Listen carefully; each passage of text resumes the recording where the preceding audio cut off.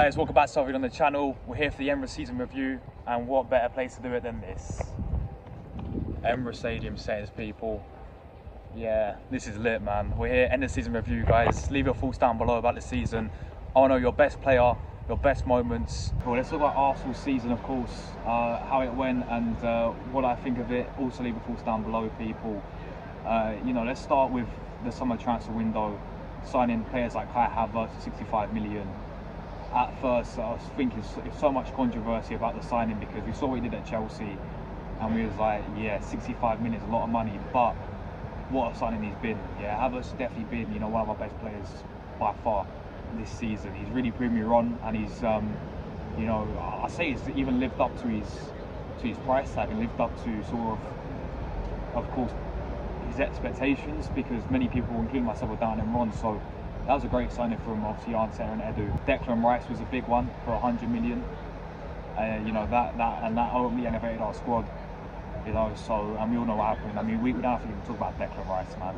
That signing completely elevated our squad. That's what you need to know about him. What a signing, 100 million, but 100 million well spent there. And then we signed, of course, a goalkeeper, which is quite interesting, out in the blue. But Dario Raya came in, and again, it was one of those ones where we didn't really expect it based on how well Ramsdale's been doing. But Raya came in and he's got the Golden Glove. And obviously, we signed Jurriën Timber as well. I completely forgot about him because he got the injury, the ACL injury.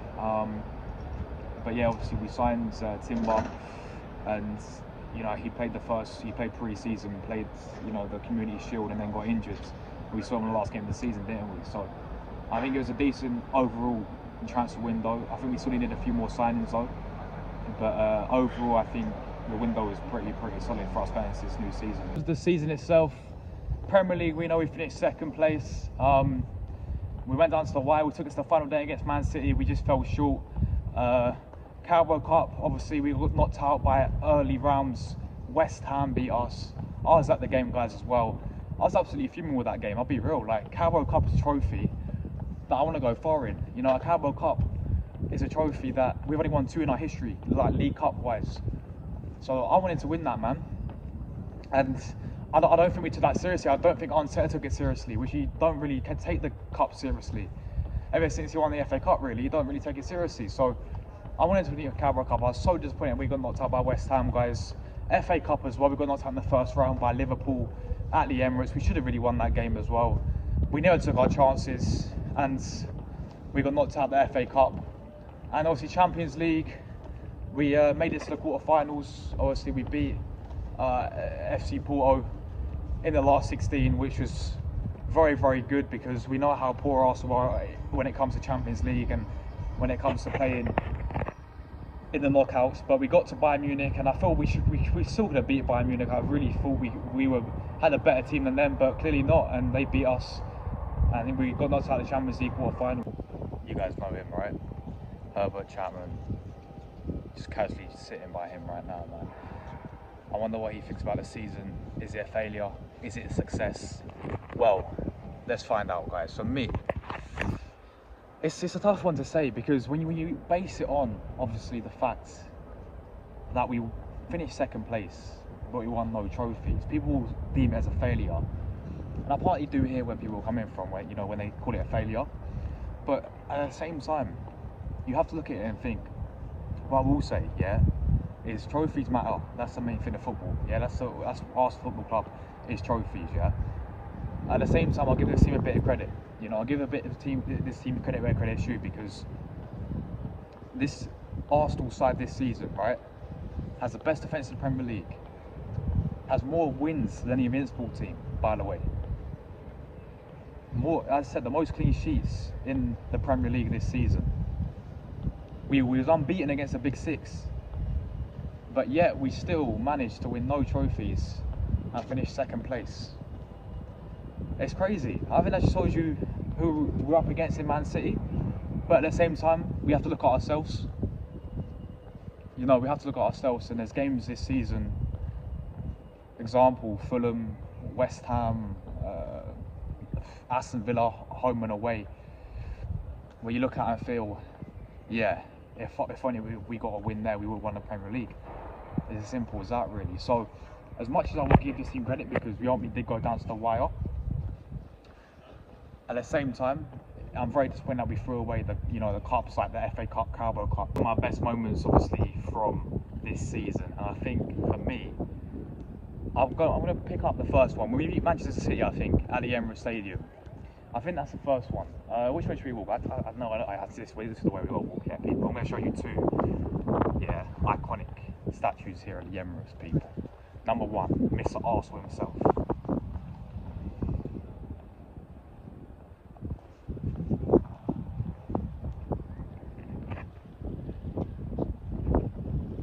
Mr. Arsenal himself, right there, people. Yeah, Tony Adams. But yeah, I think I'll start with one of my best moments, I think, in terms of results this season, and that's got to be beating Man City, here at the Emirates, that 1-0 win. Just because we haven't beaten City since 2016. We always know who and plus they are competitors as well in the Premier League title race. It's always good to beat them, but because we hadn't beat them in so long, I think that was a massive win. Getting that 1-0 win.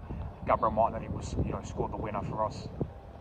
I think that's got to be one of my, best moments, best games. I mean, the game as a whole wasn't great, but we got the result at the end of the day. We beat Man City. I think that's got to be one of my best moments for sure. Second, it's got to be the Luton win. Crazy 4-3 game. I know people say it's only Luton, but just the way how we did it, man. We was trailing by 2 goals, and then 100 million Declan Rice steps up, wins us the game. We win the game 4-3. That was very, very good. I know we shouldn't be that in the first place because it is Luton, with all due respect, but just the way we did it and the way we fought back, I think that's up there as well as one of my best moments. And my third best moment for me probably has to be FC Porto. The win against Porto, because it did. On the day, I was almost having a heart attack, went to penalties, but just the way how we know how awful Arsenal are when it comes to last 16 Champions League. We have an awful record there. Oh, by the way, this is class. Look at this one, guys. Look what they've done to the Emirates, man. It's absolutely class.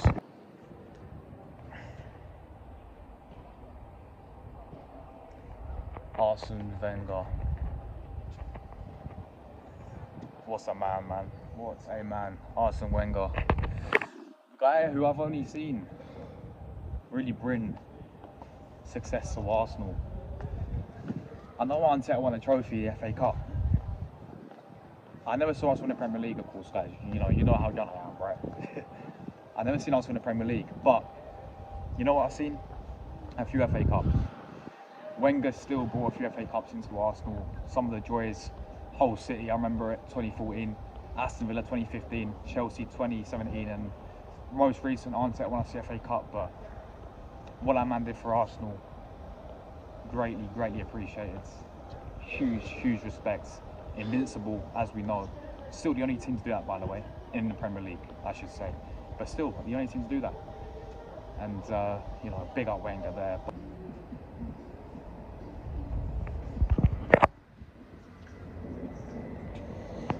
Yep. Number 10, Dennis Bergkamp. What's a player, man? What's a player? I mean, our number 10 now is Smith Rowe. Looking like he should be on his way out. Yes, guys, so looking ahead to, of course, next season, what players should we be looking at to sign?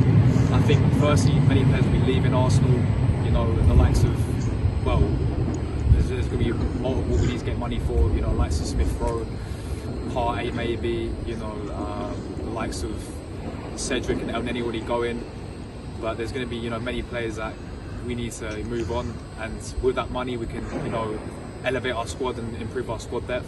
I feel like we all know the main position for me is the striker.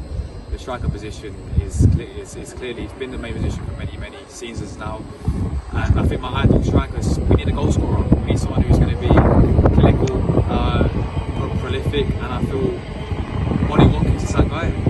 We can't get Watkins. regardless if it'll be hard for him to leave Villa. I feel like go and get someone like Isak from Newcastle, just someone who's proven, you know, someone who come in and, you know, score goals for fun. Really, I think that's what we need. The main position we need as well is a backup for Saka. Like that is got to be the main position, because pretty much plays every single game. And with us playing 4 competitions next season, Champions League will be more games. You know, we're in the Carabao Cup, FA Cup, Premier League. We're going to need the backup for Saka, so that has got to be a priority. I want someone like Elise for that position. Midfielder, I've always said go and get Subamendi, you know. Perfect release scores, sign this guy up. And then I also think we need another defender as well, just to have that depth there. And a backup goalkeeper, which is Ramsdale. I hope we do get money for Ramsdale. So, yeah, there we go. It's the season pretty much done, guys. Until next season, I want to say thank you very much for all the support that you've shown on my channel, and I really do appreciate it from the bottom of my heart, guys. Thank you very much for your continued support. We go again next season. Let me know your thoughts on it down below on the season down below as well, and we're out.